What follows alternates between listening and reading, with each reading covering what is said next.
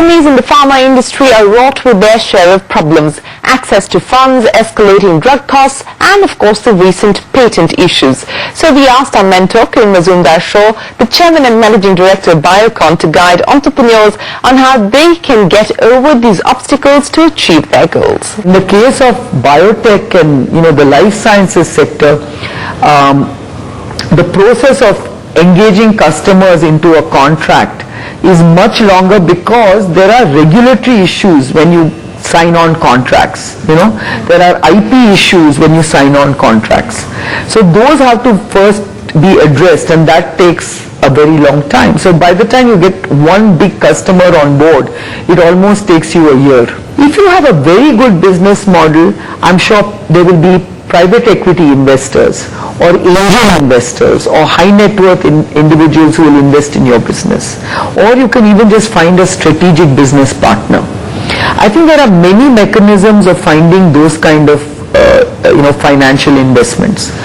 On the other hand, if you can also look at government funds, okay, there are state governments who are also willing to help you through seed funding.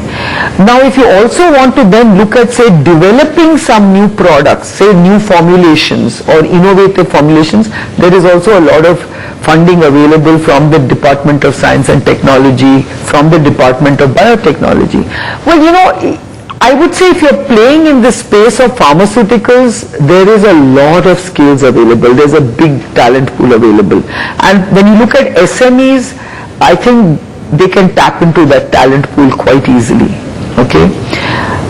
But retaining them is a challenge.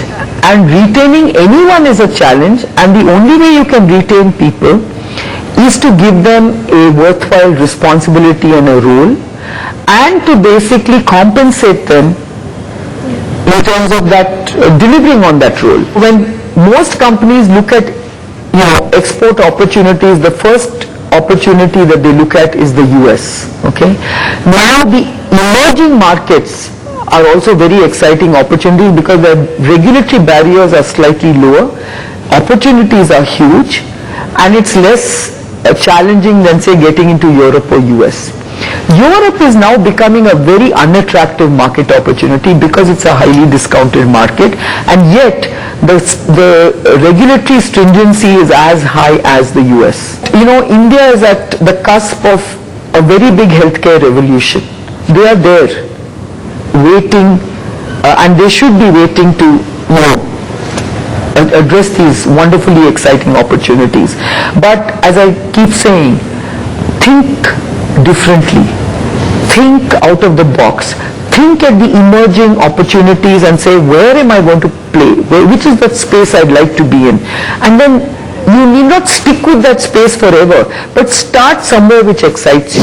That is a wrap on this week's edition of The Emerging